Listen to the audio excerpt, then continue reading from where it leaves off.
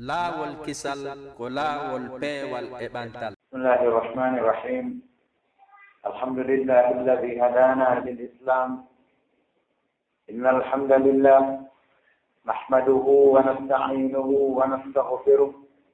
wa na'udhu billahi min shururi anfusina wa min sayyiati a'malina. Man yahdihillahu fala mudilla lahu wa man yudlil fala hadiya lahu. أشهد أن لا إله إلا الله وحده لا شريك له وأشهد أن محمدا عبد الله ورسوله صلى الله عليه وعلى آله وأصحابه وسلم تسليما كثيرا. عباد الله اتقوا الله وامتثلوا أوامره واعلموا أن البلاد مقبل على اختيار من يقود هذا البلاد ويسهر على مصالحه. يعني ذلك أن نتعاون على تمكين أركان الدولة في المحبة على الخير، فلا يؤمن أحدكم حتى يحب لأخيه ما يحب لنفسه. أيها الأخ المؤمن، لا تعتدي على غيرك بالقتل بالضرب، فلا يزال المؤمن في فسحة من دينه ما لم يسد دما حراما. قال صلى الله عليه وسلم: لزوال الدنيا أهون على الله من قتل المؤمن. واعلم أن المسلم من سلم المسلمون من يده ولسانه، والمؤمن من أمنه الناس على دمائهم وأموالهم وأعراضهم، كما قال صلى الله عليه وسلم في خطبة حجة الوداع: إن دماءكم وأموالكم وأعراضكم حرام عليكم، إلى آخر الحديث. أيها المسلم، عندما تلتقي من يدعو الناس إلى تأييد قائد حزبه وأنت لا تحبه فلا تعرق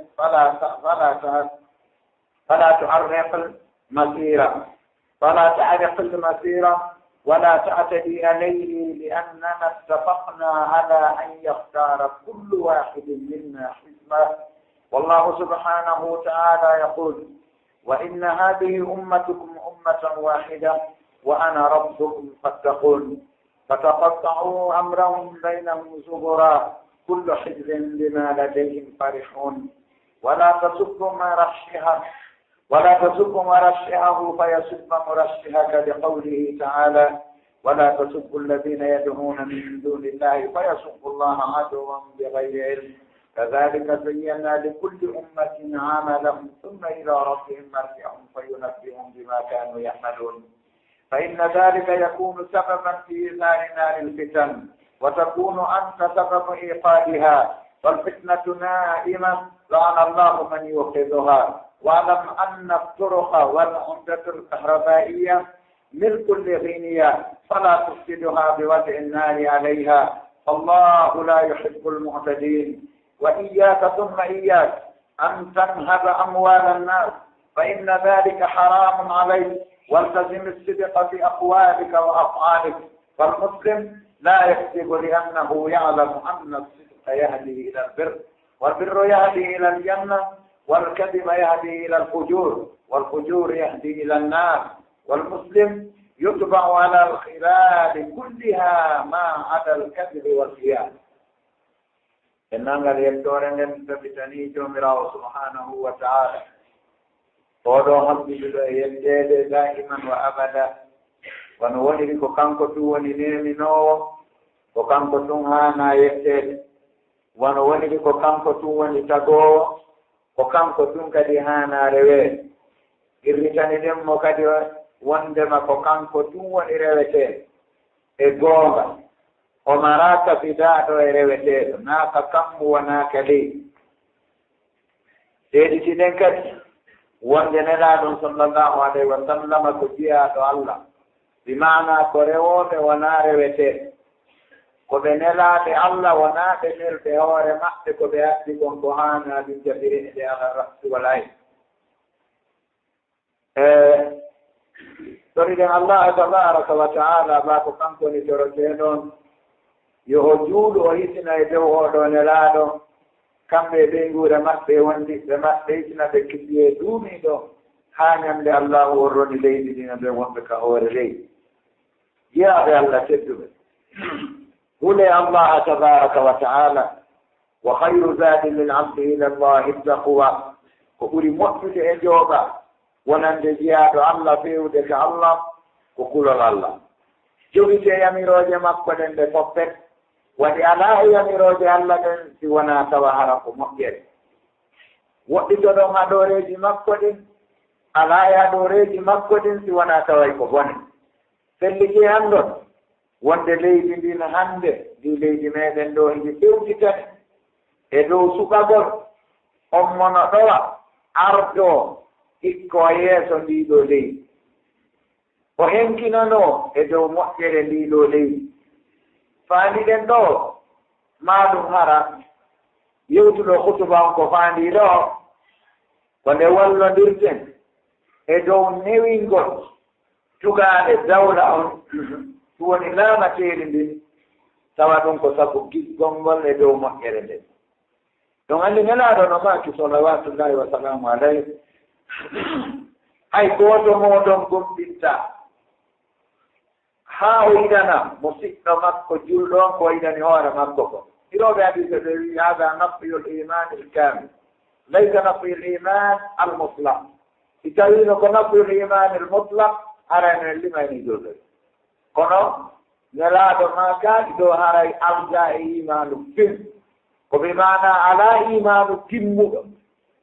ko riiwugol timmugol imanu on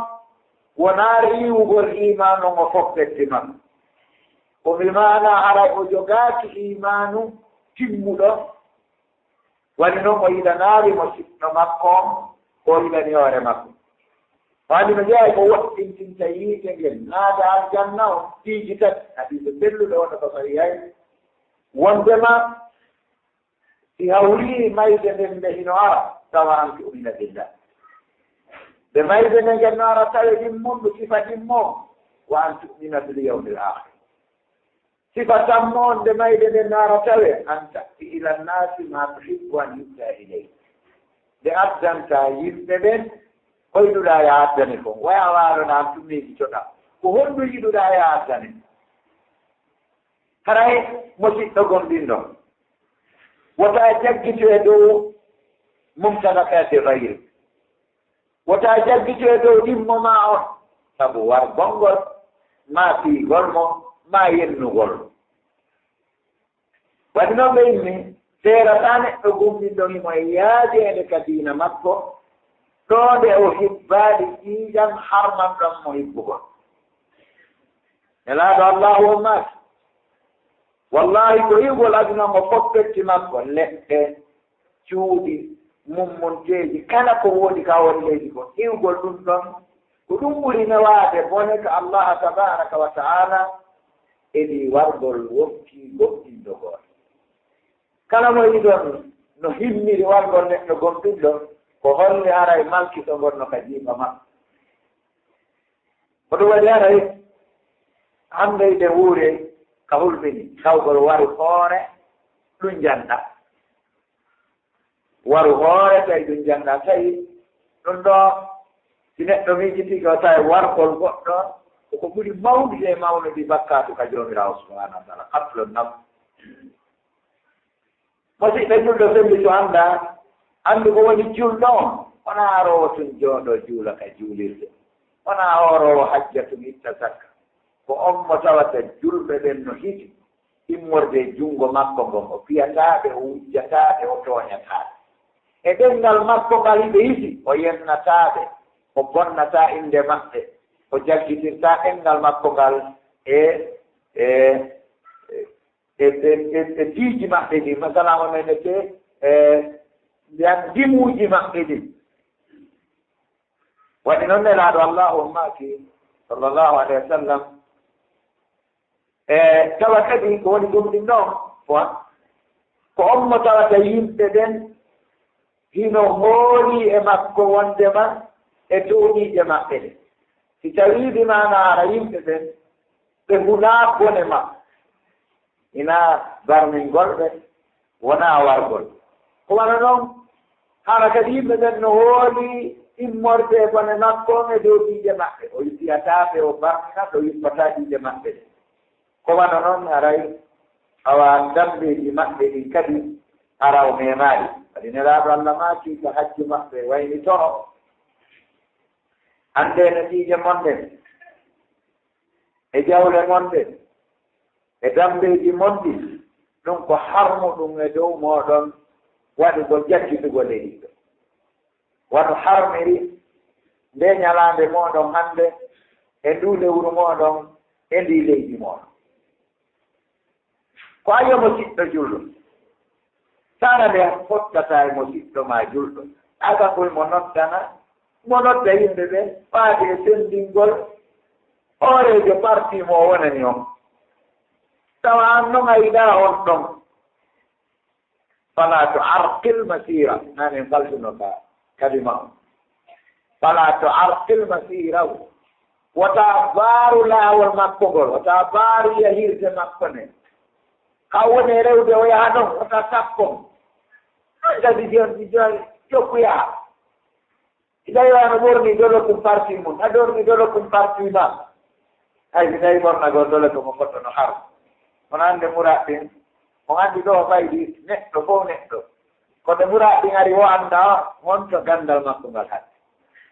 haanudu suura neɗɗo ɓorniɗo concol ngol photo aray imo waɗi bakkati moolanaɗo kala mo koɗɗen no secci eske julde makko nden sellay ɓurɓe ɗuɗɗude ɓe wiinde sellay ma alkara aray nde aña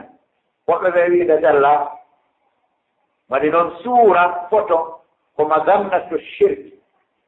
shirku adinoɓen fof jaa min wasilati taswir jogi annabi nuhu alayhi salam shirku on ko e laawol waɗugol photo kala moyɗon no noddana photo on ko faala koye shirku tabi waɗi say fawdani hafidahullahu wara ɓe maati ka deftere maɓɓe aɓe adi surutu salat almulahhasu lfiqhi ɗaɓe aray ka isalatu najasa ɓe holli wondema nokkeeli ka photoji ɗi woni ɗon hino boni ɓuri kadi kabineji ɗi waɗi kabineji ɗin ko mazannatu najasa mazannatu aw mizannatu najasa amma nokkeeli ka tawata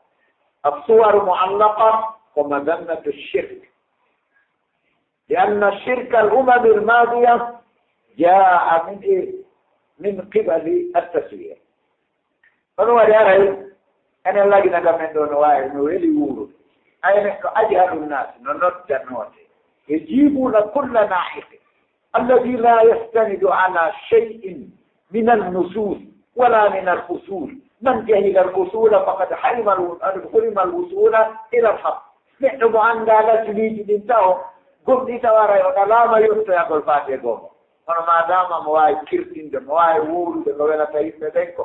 تايكو سمك لولا تايم ونو جاري أي موانا يوتي كده فوقي هذا لما عرفوا قبنا لكم خرافات إتادي بما نساتر الأولين سوكدي النتج الفاتحة kono a tawrema jokko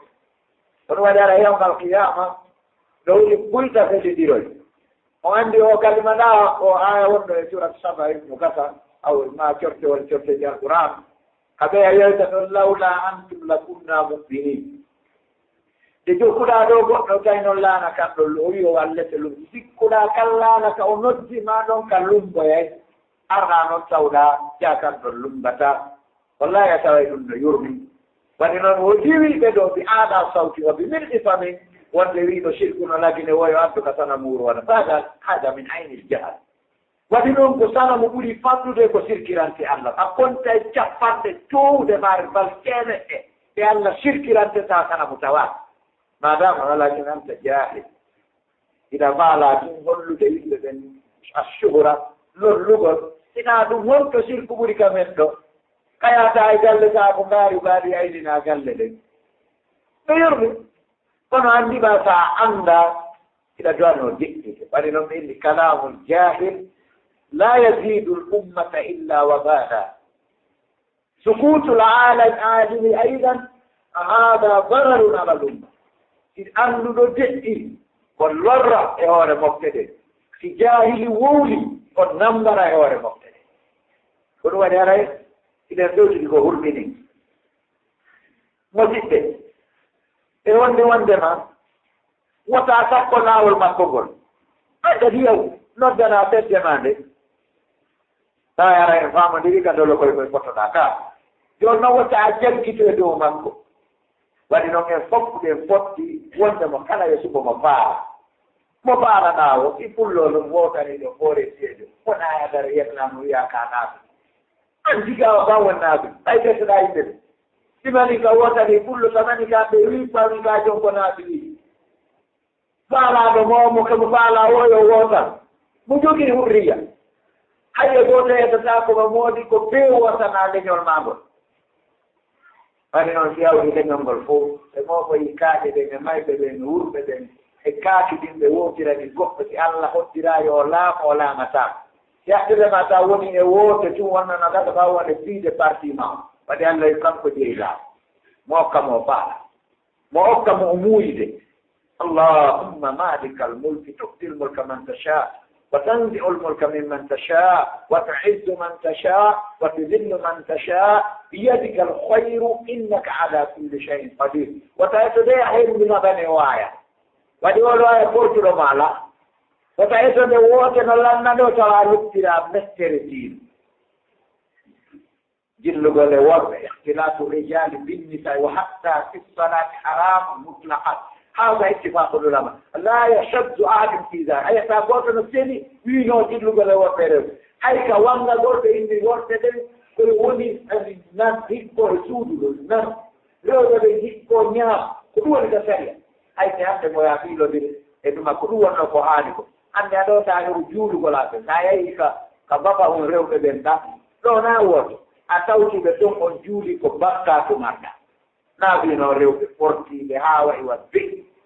tano yenna no tokki toon se ratta no rondi putti no darori ni juulata no waɗi beɗaari min fo ari ha wayi a sikkay caccaro sa yi ɗum tun anda ni oɗo ko talibajo cheytane ni no watti moto alkata jimba waare ma nawtiyoɗi ɗo yo way kaari fama moƴƴa de anndi taw mo alaa ko bona anndi ɗo haaji men alaa ɗo e reerugo ayre sa ɗo ala dana so yaareno ya colli teyon ɗum aɗanka haddere ko sa wi o dawataka magasin makko defte ɗo a tabtinimo oɗon ko remuɗo reenat neɗɗo mo alaa hay futti ko bona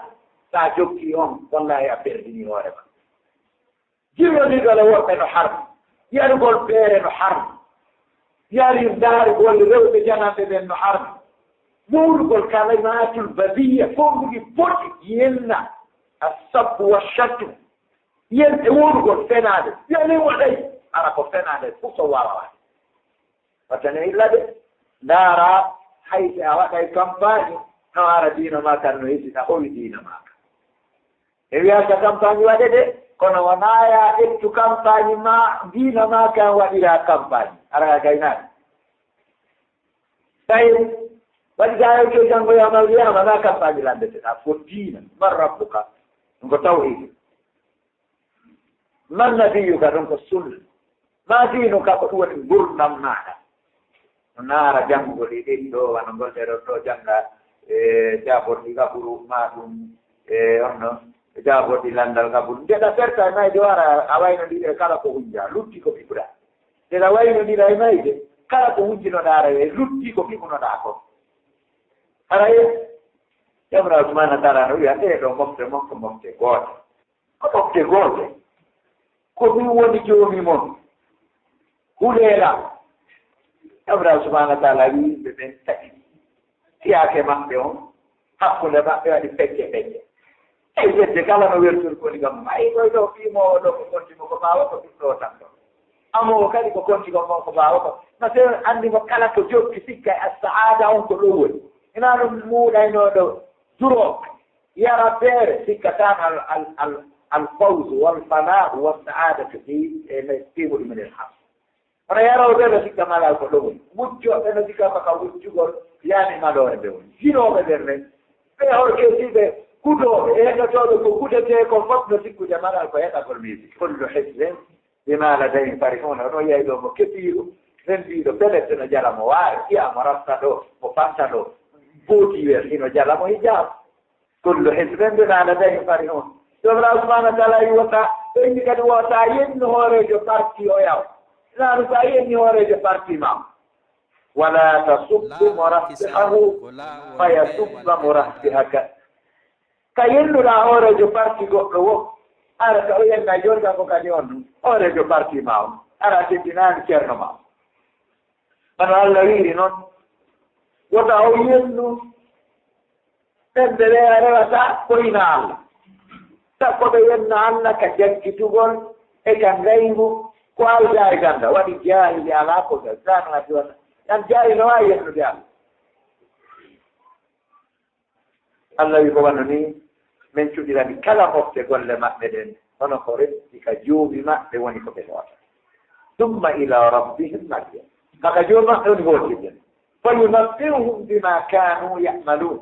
o yettitooɓe ko ɓe laatino e ɓegol waɗi noon yennugol hoorejo parti goɗɗo goo ɗum ara no laato sabu huɓɓugol yiite fitina waɗa haa piire tawa noon an neɗɗo waɗɗo ɗum o a laatike sabu huɓɓugol yiite ngee ne leydi ɓe fitina no ɗaani Allah o huɗi on wonɗo e finninde fitina o laawi men ɗin kadi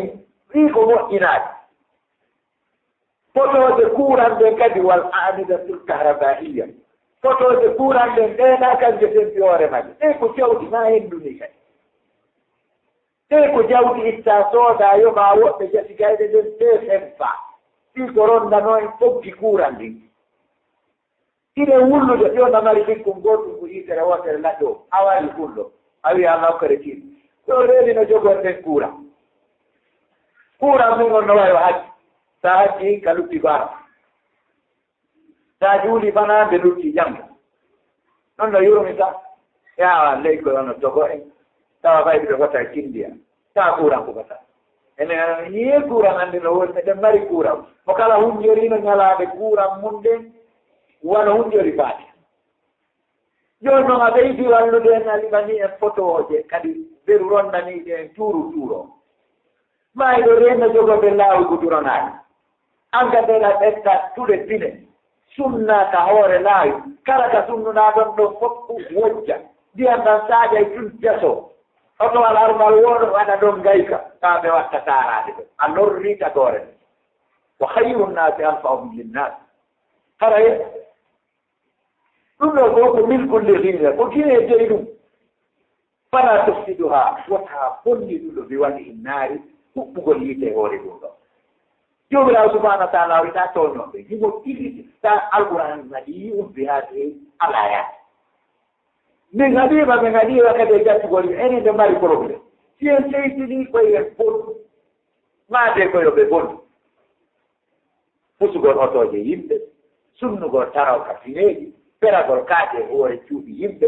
bonnugol lisanceriji bonnugol bitikaji yimɓe muccugol jatta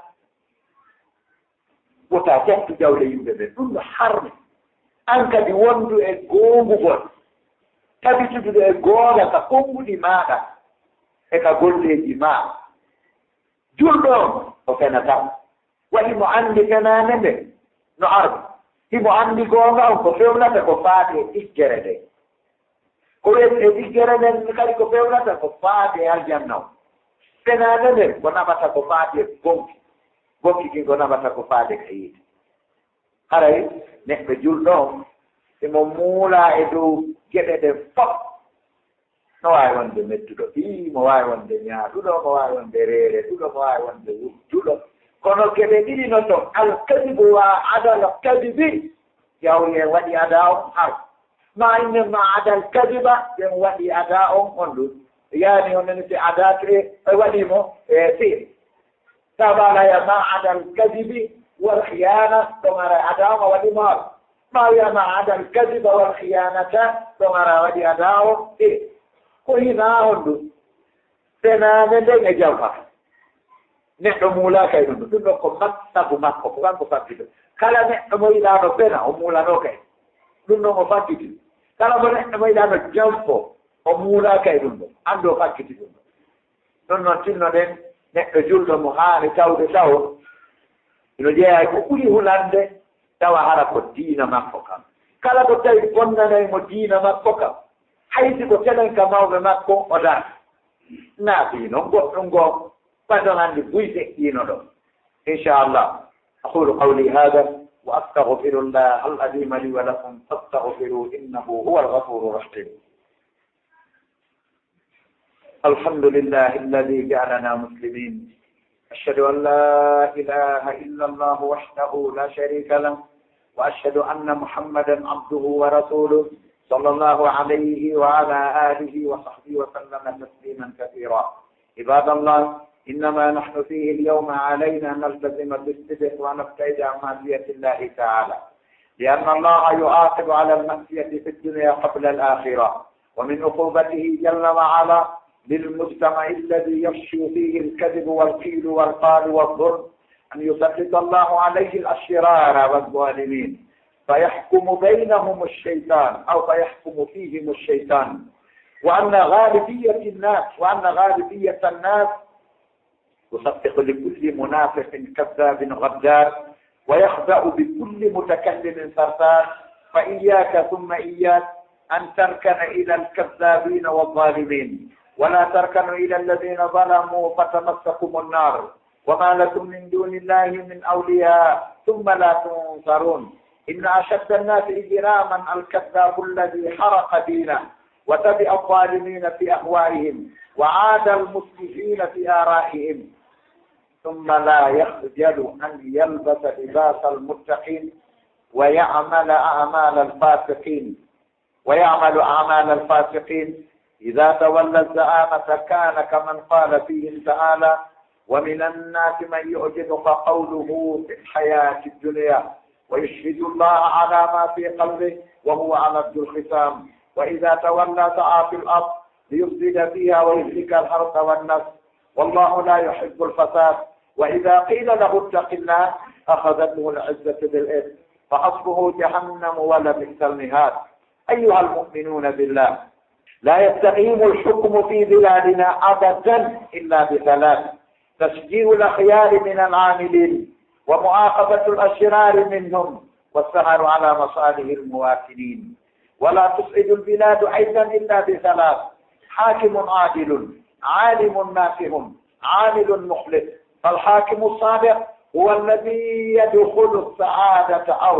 السعادة إلى كل بيت، والطمأنينة إلى كل قلب، والكفاء إلى كل جسم، والغذاء إلى كل بطن. فلا تعرى أمة ليكتفي أفراد، ولا يجوع الآلاف ليشبع رجال، ولا تفتقر جماهير لتغنى فئات. والحاكم الصادق هو الذي يقول: القوي عندكم ضعيف عندي حتى آخذ منه الحق، والضعيف فيكم قوي عندي حتى آخذ له الحق. أطيعوني ما أطعت الله فيكم، فإذا عصيت الله فلا طاعة لمخلوق في معصية الخالق. يجزي الله تبارك وتعالى عندنا كنلا صلى الله عليه وسلم نجد ذلك الله دوامل نجد ذلك نلا دون كدي نلامل هرجع بالله ولي الله مرة ثانية عند هون نوانع مودون به هون نوانع مودون هندن ودي ودي تبي تدسن إجوها وقت تدين جاء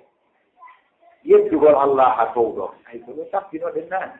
ولننظر الله سبحانه وتعالى يملكت يدو يدغونغور كادنا لو قاتلاها يبدا يدو بالله ملكت يدهم قبل يوم القيامه. ولننجا ايلكت ما قد انه بغليتنا دبي ونند جماعهم امه وتمساكتو مكو فنان والكيل والغالوي وي امام اتوني بالزيدا تم فنان وي امام اتوني بالساكتي كيف فعلم ان هذا عاقبه الله، فعلم ان هذا عاقبه الله. رد على قدرت الله كذي نجي عيدك الله ان يسلط الله عليه الاسرار والظالمين لانه امورتك ادو مجتمعهم يبقى والظالمين اتوني توا بيرمتاك لا ما بده نياوة حق بمحف جون ما نياوة إلا محف الشيطان، ذات الشيطان هو الحاكم فيه. andu ko ɓuri ɗuuɗe wa anna galibiyata nnas andu ko ɓuri ɗuuɗude e yimɓe ɓen ɓe sappe koɓe ɗuɗɗi monaɓe ɓe kellanay kala naaɓe kadab heewno fenaade gaddar heewno jammagol himo jamfora kala neɗɗo wownowo ɗuuɗuɗo haala wowna ɗuɗɗina anndi kellangol mo annduɗaa ko naafiqiijo ɗum no jeeya e naafiki yaadal ma an kadi taanaamineɗo o nero ko bandijo o naa neɗɗo diinani o naa yiɗɗo nunɗal o naa yiɗɗo wallugol tagoore nde daroɗaa kellanaama haray a waɗii ko haana hari noon hiɗa aɗano wiya wotaa ooño la tamir ay la tarkan la tamir ila alkazabin wotaa ooño yaha faaje heewɓe fenaande ɓe wazzalimina e cooñoɓɓe wano Allah wiiri noon wotaa ooño faaje e ɓeɓɓe hino tooña sappo mema on yiitege alana on ko Allah gani joomiraawo subahanahu wa taala ma sana joomiraawo subahanahu wa taala immorde e wallooɓe refti on wallataake kadi waɗi noon ko ɓuri sattude yimɓe ɓe fof ko gonɗi ko fenooɓe ɓen ko neɗɗo fenoowo on mo tawata o sunnay andi neɗɗo kazabu yohrigo diina o sunnay diina makko kam o sunnay diina makko kam o jokka tooñooɓe ɓen e beleeɗe maɓɓe o aña yimɓe moƴƴuɓe ɓen o aña yimɓe moƴƴuɓe ɓen tawa o faalaaka ɓe few e ɓee maɓɓe ɗe refti kadi o hersat nde o fornateeri hulooɓe Allah o golla golleeji faatiiɓe yaltiɓe ɗoftaare Allah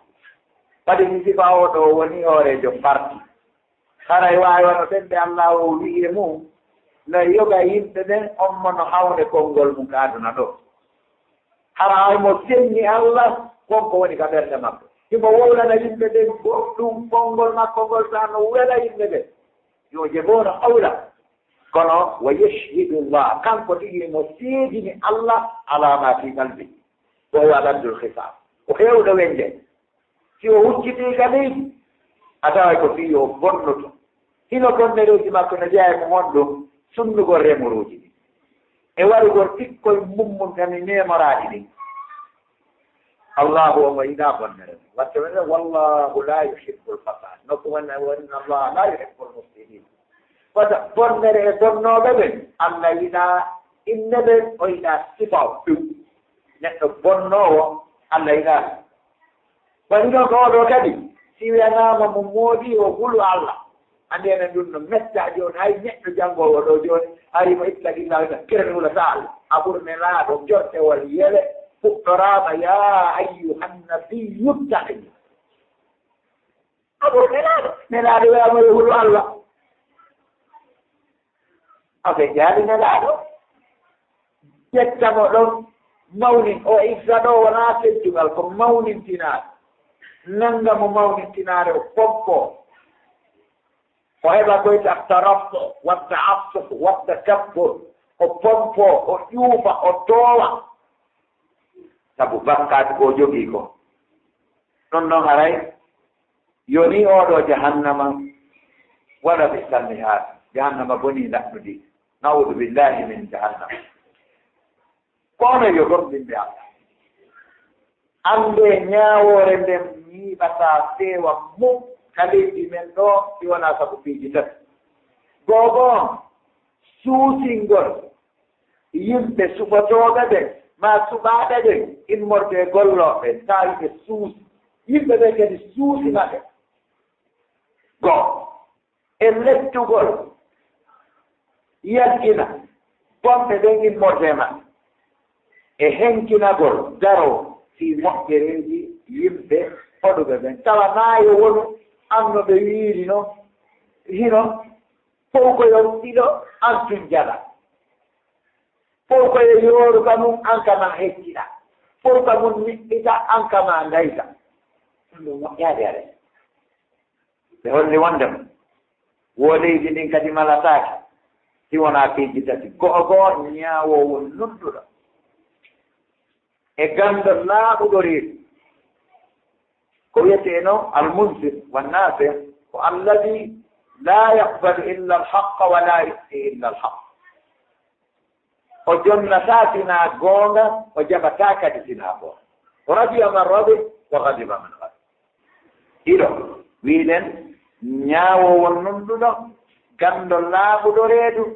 amilun mukhlisun ñaami neɗɗo golloowo laɓɓinanoowo Allah golle makko ɗe so a wari yo fonctionnaire jom a golla yoɓeɗa ratibu ma o bimana salaire ma o heɓa kadi baraji ka Allah ida kunta mukhlisan ñaawowo nunɗuɗon noon ko hombo woni on ɗum na Sulaymana ma Mouhammad ma Bakar ma Isaaka ma ɗum kaarijo ko hombo woni ñaawo nun ɗon ko on woni alladi yudhilu saadata ila kulli baytin ko naatoowo maloore nenge kala suudu wonaa yo taw ara o anndi woɓɓe ɗo jandi joon ɓe natti waade woti nagge woɗe harima a yiyay waade tindoka o anndi jooni enen woɗin arɓe addi kaɓɓe goto tiiri ruusuɗo kalantanoo ɗo ɓe torii wo duwa yandi yo ɓe woota 83 omo siɗno ɗo no seedi kanko men jonnuno konngol yo jaabo o wi menen hay son addaali goro hay son addaali enveloppe ƴettane men tun garanti on wallay menen kadi sunna ko men woni jogude ɓaamu ko ɓeyi inchallah ko on ɗum ɓe wallindirnoɓe ko ɓa juulita men nden mi ɗawama ɓe ɓe mara konngol yeeso mawɓe fewdi ɓe juulide men ɗum ɗo buyno ɗo no seedi min yehi ka suudu makko o haali ɗum haray tawi fay ɗum hettata goonga yeeso mawɗo hayti ko goonga wodiriɓe kadi yo wootana haa joyi woni mairie woni député yelti wi si rewɓe amen buumiɓe men oto tamponiɗum haray ko sak conseta ala sa tappi yertogal goɗɗo conseta no woni sa tappi bariru goɗɗo conseta no woni sa tappi mbeewa goɗɗo conseta no woni hayti ko sonndu goɗɗo gaɓooru goɗɗo conseta no woni kayfa bi bani adam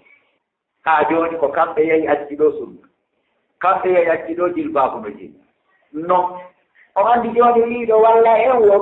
koti o goongi hawnay so goongaani kan o riino ɗum ɗon ko maaruf woɓɓe feƴƴiniino woɓɓe no tooliiɗo kono alaji ismaila men feƴƴini buy sukaaɓe alhasana mbaari enen fof tukidaynooɗo doga aatikka jooni ɓe naade no ƴami ay wowataano koto sunna sinayi wannieni tawi tawi sunna on koye ɓe tiɓu kamen juulata ɗon kamɓe ɓe heddora kamɓe woni ɓe woɓɓe noon hannde ɓe fewjinooɓe ɗum maayino tawoyi joomin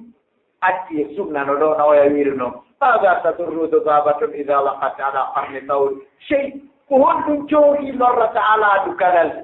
sigi jooɗi ke hoore hattaade yaada e majji hattaade ñaama ngiigatataade haa ɗiɗi a yaltaka ala du ɗon honɗum lorrata sunna sina yahaymo ko alta foti a waawa takkaade sunna ni e ɗa sunna no wayi wakkatoo pilal siɗa mari barki sigi hucciti dawa mbina ɓore ɓaaraki a ndangi rondima si tawi a mara barki kinno manki daroɗa serangi ukke nduggu si tawi ki ala few wiya barangi ki sakkide boyle nduggu ndi ɓeyta ni wiyete sunna sunna si a baala jingana si a baala acca siɗa mari barki jingana sunna ko yawoni wona ɓe ɓe wiɗano doga ɗo woni naɓude sunna falillahu huwa alfa'ilu wal'aqilu wara assitar wa yaj'alu insanan sababan wa sitaran taqaw annaru nnasi alayhi walakinna allah huwa alladhi yusayyiru sunna ko Allah woni naɓude ɗum ɓaawo ridowu o wattu neɗɗo ɗo ridowel awa e tiraɗiwel ka gite yimɓe ɓen no yana sikka ko gaare woni wallude sunna nda si taw ko goɗɗo wallayno sunna wona Allah ma diina ñande nelaaɗo feƴƴinno wo diina nanɗe kono andaji nelaaɗo ɓurɗo moƴƴude tagu ngu qa'idul umma o feƴƴini sayna Bakar ƴettide ɓeerde honno feƴƴini sayna Omar ƴettide ɓeerde walaw ankara chia honno kadi feƴƴini sayna Ousmane ƴetti honno kadi feƴƴini sayna ila yawmina haada si ɓe ari ɓe wariri en ɗo fof wa karam wallahi adday ɓuri Allah wallahi allahu adday ɓuri men kadi ɓeɗo doga ɓaawo sunna ko ɓuri min aaninde ko bakiɓe ga naaka sunna woni wonaka bidia ino bayna ɗon la ilaha haulay wa la ilaha haulay sunna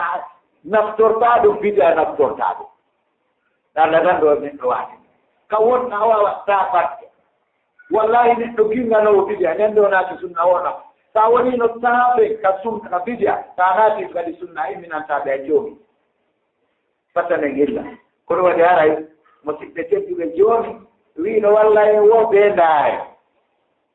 badi non nayinidiranoma ino ɗo e anaɓe kala so joni an kama ko kuura oyano summi buusi hiɗa yarnira neɗɗe ma kurerije ɗe ndiyam ɓe ano ronki biɗo ɗum ndiyam ɗo ɓe jogue koɗoye ɓe waɗa jaare ɓe waɗa fuut ɓe waɗa yani onennete ami éponge ɓe sintiniwawa sungala si ɓe ɓa ko ɓe yara anda fuɗɗiɗi pompiiji no sampo e ɓuleeruje maɗe fof ɗo wa ɗuɗɗinay leydi an kama tarawne ha hewte ɓeya ka maɓɓe kam ɓaya ha nokkugo halfina to wamangal ɗo yoɓanangal 3000 ka par yani sa heɗi nawnuɗo kaya bambugo ha ka taw ɗum ɗo ɗuɗɗinta leydi mo ɓiɓɓe teɗɗe an aye kayniɗi ko so tawi a naaɗo e kala suudu kala malore fof yonno ha wono Saudi sappo yonnoto sappo waalo e climatiseur sappo yaani sona e pompi looto sappo tarawya haaka muɗum hay e gooto ɓoyɗotoɗo sinaka mo kala ɗiɗo ɗon no reɗi kam sanne suudu muɗum hay gooto ayiyat moynaɓori torso Saudi siko joɗa jarawterdi torso on watta torso andi lewru no woodi o sa tiggi tigge adda mono ɓaret tawiɗi woɓɓe yonnike woɓɓe miɗɗirtini woɓɓe joogi yarni fuɗeera yarni hay bareeɗi mumɗi tan adamaɓe ɗo no ronki ndiyam ko humtora sara tawa ka juuliɗe Allah taw ko ɓe huɓɓini motere wel siko jemma ɓe huɓɓina puusi wel ma lampoyna ɗo gonno e jike so tiinodiri tun no hulƴina so tiji tin no walde ɗoyɓɗen courant sa puttini keɗi awa sikka a wonayɗo mo duuɓi 50 tawa ana wiiri waɗi sa puttodiri e koyɗe ñande wo ñande kitamaɓe fof kuure wallahi no yurumi ko woni ka meɗen ɗo kon no hulɓini ɓe holli kadi o naada kadi jeeƴe an gardi no gardi kama yimɓe goo kañum no hay darni suudata waasi e mayr kapan jaran wattuma niila ila kulli qalb tawa ɓerde kala no jeeɗi tawa kadi wal kisaa ila kulli kisaa ɓanndu kala no hol na a bippa basamba makkooje woɓɓe no ronki hay ko ɓorno tawa wal rija ila kulli bate fof ñaama haala wona e tawa an a ittira e konde ko faalana soƴƴira ko faalana hirtora ko faalana woɓɓe no ronki lummatan hayso ñaani no futti haa tone ɗi wojjino wat wa hondude birɗi futti ñalorma maafe haa kiiɗi kadi maafe haa ɗum wurka tawi haw kabineji ɗi heewa he go kayɗa wotabtaani no yaha wurɗo maaro bimbi kiiɗi ñalorma ɗum si Allah wonjel kayɗa waɗutu hewtata ina o landoton to duuɗi woni ay jaani batte ko ñaamete foytittiiɗo tabintinta saɗɗiɗi ɗum kadi hokkata cellande ɓaɗɗe ndaare ñaam ka maaro ñaamete laabi tati ton eka maaro ñaamete nde wontere ton daaru ɓalli ma adde ataani ɓe so arta ɗo on daarani ko musidɗo en adde ataani ɓe so arta o wirtay waɗi o hewtay mo jaldi sal kuuɓi ɗin a ñentoray kumo ɓorni wotaano ɓowri yor emo sitte walla enen taw wallahi Allah darne faɗoyde aljanna haray ɗum ɗo no yuri ina ɓurna moƴƴa wona hoona janna ɓeɓe ɗonaɗo duuɓi nogayɗamoɓe ɗin ɓe coppu teren mum sooda darna ɗum kadi duuɓi ndeɗa gayna darnude suudu ma no wara a nawyi sa hokki e mayru ñande wotere ɓe liila filkaje maɓɓe ɓe uja neɗɗo ɓe arani kadi ɓe bella ha dendeli natta e leydi kawdala e goto suusata yasude suudu fof on tuma e warogole suudu meɗɗi heɓata naɓɓamo halfinami ɗo yaa duwoya ande suudu siɗa mari o sowal koya daarugal ara mbiyan ɗo saje ƴetta motore par ce que ɓe yiiriɗa naati a yarrena yo ha jon ɗon ɗo kamɓe ka maɓɓe beere rusuno gas e surtuɓe naani ɓe gerayno kala ka gardana garda sawdi fiya ko a tikkote suwadete matte wano bamɓe ɗo ɗo ƴetta sakuma ka par ce yaɗo amenoya kaɓele a wula goto si wona ami koyma yoma assalamu aleykum ma feƴƴa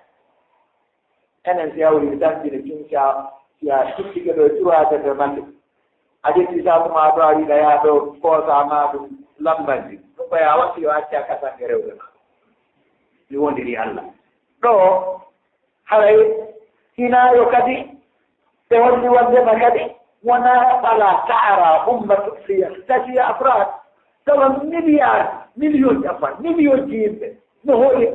tawa yimɓe sappo yimɓe nogas laamiɓe ɓen ɗum kamɓe tugol wona yo taw haala guluuje temen eno weela tiyo yimɓe seeɗaɓe worɓe seeɗaɓe mi haari wona yo taw hara tente no waasiɗi mara hay kulla on ka lingi fuuto ɗum tawat yimɓe jowo jeego mayɗa haysi oto haysi tara moƴƴe aɗa jogii oto wat towgo haaju mum ala haysi courant ala uddina e motel jongi e sutto awe haaju makko ala par ce que mbuuɗi kaw ƴettata o soota carburant ɗon ina aka salaire makko o accaaka haaju makko ala tawa ko seeɗa ɓeni woni e weɓennude heddiɓe fof ɗum aya kellanayi ɗo goɗɗo ara yahoya ñande ɗo inna suudu ma jattama ɓen a yaɓɓeɗa o yahoya koɓe jantete ɓuri ɗum kadi ɓe wallunoɗa ɓe maayoyaɓe henno taw darɓe baare ɓen noon ala yiɓɓe fiw naata laawol darotoɗa waɗamo ni ɓe heɓe jungongo ma ɓe ware ɓenna faama ko wadde kuudeta wonata suudu makko yata yiiɗo wonata bureau makko yata yiiɗo a darnatamo ka tara o arataka ma a jogaki numéro téléphone makko a joonino a yeeyi diina ma joni ɗon hande kadi haati makko yadi o lutti e mawɗo wattane hilla de en wotay noon haray ɓe wolli kadi wondema ñaawowo nunɗuɗo on ko on woni mo hino wiya dolnuɗo on ka moɗon ko lohuɗo ka an hutuba sayno abacar sidiq haami ƴetta immorde e on dolnuɗo ɗon haqqe tooñaɗo lohuɗo on ka moɗon ko dolnuɗo ka an haami ƴetta haqqe makko on mijonni tam o silaamiɗo o tawino hutubi ɗum kono anda garay tigi tigon machallah wadde hutuba mamo andi o wi ɗo teelaw atiuni ma atatullaha fiikum faddeni ɗo ɗofti allah e moɗon ɗofteeral fa ida asaytuhu simi yejji allah fala ta'ata li ay li anna rasula qal la ta'ata li makhluqin fi ma'siyati lkhaliq simi yejji allah e moɗon tu taw ɗoftor hono mo ɓiɓɓe julɓe yaha naare wano hande laɓe woɓɓe no mari juuliɗaɓe mara ko juula ton woɓɓe no ronki juuliɓe wajjere ka juula jum billahi alaykum ko ɗum ɗanni koje ɓewi kola jari danni ɗo juuliɗo ɗeɗi duuɓi sappo e goɗɗum wo ko ngeru woni no juma jotata ɓe jettuɓe enen kadi yino noon rewɓe fortiɓen no ɗon ɓen no ɗon yeeyoɓe feere ɓen ka makiti yeeyoɓe feere ɓen ka baaruji jogiiɓe hotorji assunaat ɗinoɓe ɓe ɓen no kadi kan no certa tortohoy noddoye a tawsir wal mustashrihun ɓeɗo noddoɓe faade tawsir an nasara ɓen no mari émission ka radio ɓen no mari ka église maɓɓe farkata église ji ɗin ko libre juuriɓe sunna koyte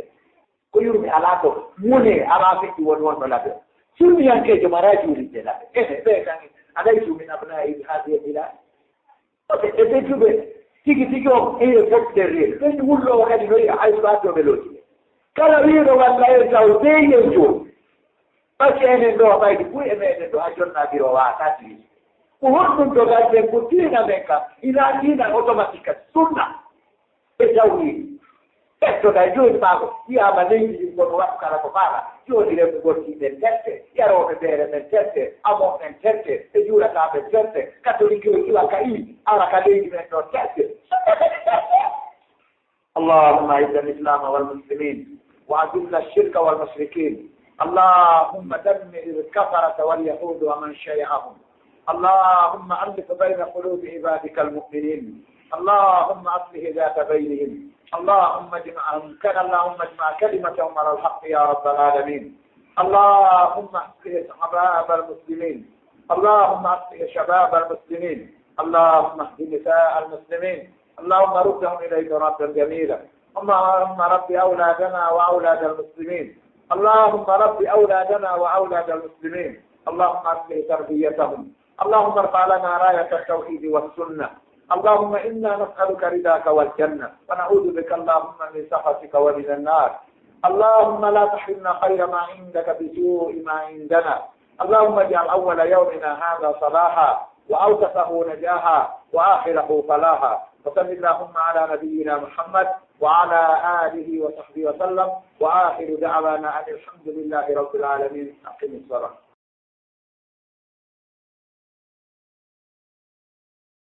laawol kisal ko laawol peewal e ɓantal